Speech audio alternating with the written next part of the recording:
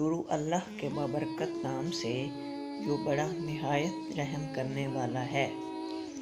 میرا نام سلیم ہے۔ میرے والد بہت بڑے ذمہ دار تھے۔ ہماری زمینیں 200 ایکڑ رقبے پر پھیلی ہوئی تھی۔ اناج کی فراوانی، مال و زر کی افراط اور زندگی کا ہر عیش و آرام ہمیں میسر تھا۔ والد کے انتقال کے بعد میں اپنے چچا کے گھر رہتا۔ چچا جاور کے صاحبزادے کا نام ظہیر علی تھا۔ وہ مجھ سے تقریباً 2 سال بڑا تھا، مگر قد و قامت کے لحاظ سے میرے سامنے وہ مچھر تھا۔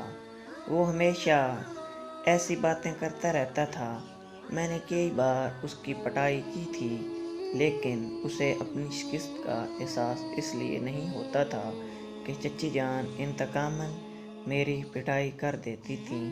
ان کی بڑی صاحبزادی کا نام غزالہ تھا۔ وہ مجھ سے 3 سال بڑی تھی۔ اپنی ماں کی طرح مغرور اور بد مزاج تھی۔ خدا نے حسن دیا تھا اور چھوٹی سی عمر میں نزاکت بھی دی تھی۔ کبھی اس کے سر میں درد ہوتا تھا، کبھی اس کے پیروں میں، اور مجھے اس کے پاؤں دبانا پڑتے تھے۔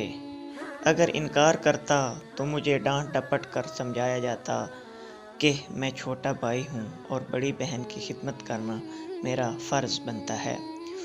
اس لیے یہ بھی سمجھایا جاتا تھا کہ میں بڑا بھائی ہوں اور بہن کا کہنا ماننا بھی میرے فرائض میں شامل ہے۔ ان دنوں وہ 15 برس کی تھی اور میں 18 برس کا تھا۔ چچی اسے بھی سمجھاتی تھی کہ وہ میرے ساتھ نہ کھیلا کرے۔ جبکہ وہ چھوٹی سی تھی، تب سے میرے ساتھ کھیلتی آئی تھی۔ مجھ سے اتنی مانوس ہو گئی تھی کہ اپنے ماں بہن بھائی کے روکنے ٹوکنے پر بھی میرے پاس چلی آتی۔ میری گردن میں باہیں ڈال کر مجھے بھائی جان کہتی تو میں اسے بے غرض اور پاکیزہ جذبے سے سرشار ہو کر ایسے چومنے لگتا کہ میری ایک بہن تھی، میری دنیا تھی، میری زندگی تھی۔ انہی دنوں کی بات ہے، چچا جان کاروبار کے سلسلے میں شہر سے باہر گئے ہوئے تھے۔ غزالہ اور ظہیر اپنے ننہال میں تھے۔ شاہینہ میرے بستر پر آ کر لیٹ گئی۔ چچی جان نے بھی اس رات بڑی فراخ دلی کا ثبوت دیتے ہوئے اس بات کی اجازت دے دی تھی کہ شاہینہ میرے پاس سوئے گی۔ وہ اجازت دے کر اپنے کمرے میں چلی گئی۔ کمرے میں رات گئے تک شاہینہ کو پریوں اور شادیوں کی کہانیاں سناتا رہا۔ وہ بچوں کی کہانیاں سنتے سنتے سو گئی۔ نیند کی حالت میں وہ بہت معصوم لگ رہی تھی۔ میں نے اس کی پیشانی کو محبت سے چومتے ہوئے سوچا کہ میری شاہینہ آرام دہ بستر پر سونے کی عادی ہے اور میں فرش پر سوتا ہوں۔ وہ محض اس لیے سو گئی تھی کہ وہ ایک بھائی کا بستر تھا، لیکن میں چاہتا تھا کہ میری بہن ہمیشہ پھولوں کی سیج پر سوئے۔ میں وہاں سے اٹھ کر چچی کے کمرے کی طرف جانے لگا کہ ان سے کہہ سکوں کہ وہ شاہینہ کو اٹھا کر اس کے بستر پر لے جائیں۔ چچی کی خوابگاہ کا دروازہ اور کھڑکیاں بند تھیں۔ میں نے بے دھڑک دروازے پر دستک دی۔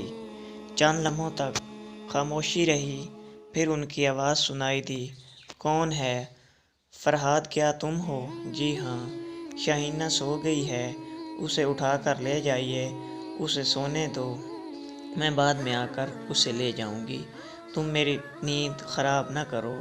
چچی آپ نیند میں رہیں گی اور وہ بیچاری فرش پر پڑی رہے گی۔ گدھا کہیں کا، ان کی غصے بھری آواز سنائی دی، جب دیکھو بحث کرنے پر تل جاتا ہے، جا بھاگ جا، 2 جوتے لگاؤں گی، میں بھی کچھ ضرورت سے زیادہ ہی ضدی ہوں۔ میں کھڑا رہا اور دروازے کو گھورتا رہا۔ اگر دروازہ کھلا ہوتا تو میں خود ہی شاہینہ کو اٹھا کر لے جاتا اور چچی کے پاس سلا دیتا، مگر چچی ایسی بد مزاج تھی کہ اٹھ کر دروازہ نہیں کھول رہی تھی۔ نہ جانے میں کتنی دیر تک اس دروازے کو گھورتا رہا۔ پھر مجھے دروازے کے پیچھے سے دھیمی دھیمی سی آوازیں سنائی دے رہی تھیں۔ وہ کسی مرد کی آواز تھی۔ وہ کہہ رہا تھا کہ ڈارلنگ تم خواہ مخواہ پریشان ہو رہی ہو، وہ لڑکا چلا گیا ہے۔ نہیں تم نہیں جانتے، چچی کی سہمی ہوئی آواز سنائی دی۔ مجھے یوں لگ رہا ہے جیسے اس کی آنکھیں گھور رہی ہیں۔ کتنی بار میں نے خواب میں اس کی آنکھیں دیکھی ہیں۔ وہ کسی انسان کا بچہ نہیں ہے، شیطان کا بچہ ہے۔ میں نے اپنی آنکھوں پر دونوں ہاتھ رکھ دیے۔ اس وقت مجھے احساس ہوا کہ میں بہت دیر سے دروازے کو چبھتی نظروں سے دیکھ رہا ہوں اور خیالی نظروں سے چچی کے بند کمرے کی تاریکی میں بھٹک رہا ہوں۔ اپنی نظروں سے پوچھ رہا ہوں کہ آپ دروازہ کیوں نہیں کھولتی؟ وہ دروازہ ذرا سا کھل گیا۔ ان کے کمرے میں واقعی تاریکی تھی۔ کوریڈور کی روشنی میں مجھے صرف ان کا چہرہ اور شانے نظر آئے تو اس نے یہ کہہ کر اس سے دروازہ بند کر دیا کہ تم جاؤ، میں آ رہی ہوں۔ میں سر جھکا کر کوریڈور سے چلتا ہوا اپنے کمرے کی طرف جانے لگا۔ اس وقت میرے کچے ذہن میں یہ بات گر کر رہی تھی کہ چچی کے کمرے میں کون شخص ہے اور کیوں ہے۔ وہ واقعی سمجھ میں نہ آیا کہ کسی حد تک سمجھنے کی کوشش بھی کی، دماغ پر دھند چھا گئی۔ کچھ سمجھنے اور نہ سمجھنے کے درمیان الجھ گیا۔ ہاں اتنا ضرور کہوں گا کہ چچی کا گھبرانا، کمرے کی تاریکی اور ایک اجنبی مرد کی آواز سب میں ایسی صریحت تھی کہ میری عمر غیر محسوس طریقے سے جوانی کی طرف کروٹ بدلنے لگی۔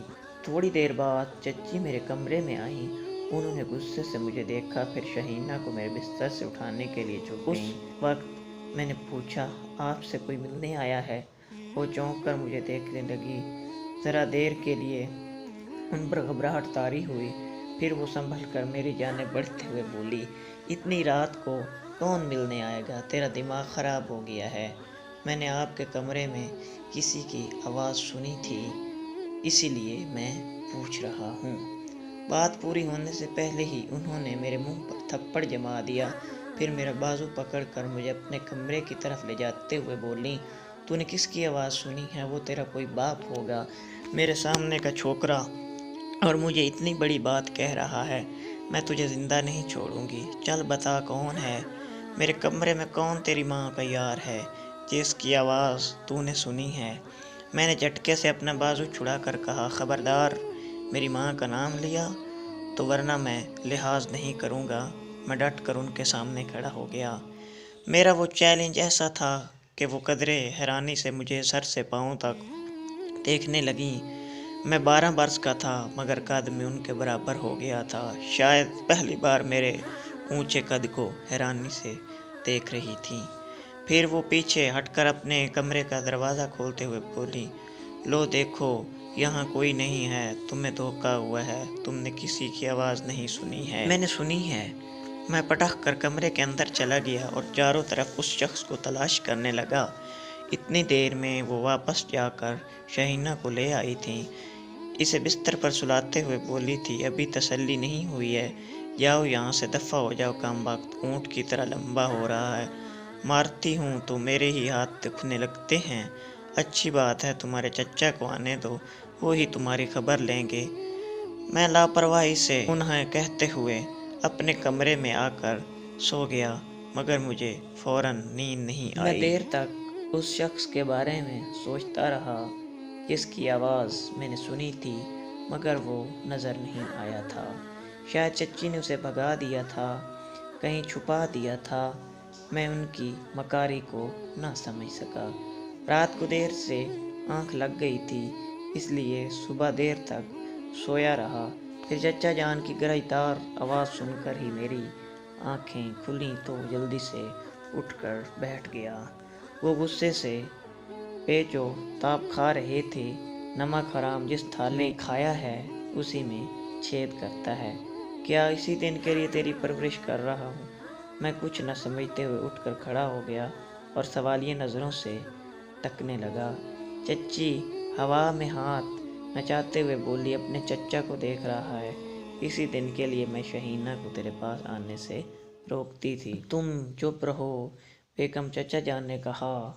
ہاں پھر وہ مجھ سے مخاطب ہوئے، کل رات تم نے شہینہ کو تم نے پیار کیا تھا؟ میں نے اثبات میں سر ہلا کر کہا، جی ہاں، یہ جواب سنتے ہی چچا جان نے ایک زوردار تماچا میرے منہ پر رسید کیا۔ میں اپنا توازن نہ سنبھال سکا، بستر پر گر پڑا۔ میں نہیں جانتا تھا کہ چھوٹی بہن کو پیار کرنا جرم ہے۔ کیسے مکار عورت نے بیچارے لڑکے کو اپنے شوہر سے پٹوا دیا تھا۔ وہ جانتی تھی کہ اگر رات والی بات اس کے منہ سے نکل گئی تو میری عزت خاک میں مل جائے گی۔ اللہ بچوں کے باپ کا سایہ ان کے سر پر قائم رکھے، ورنہ یتیم بچے زندگی بھر کے لیے ماں باپ کے پیار کو ترستے رہتے ہیں۔ السلام۔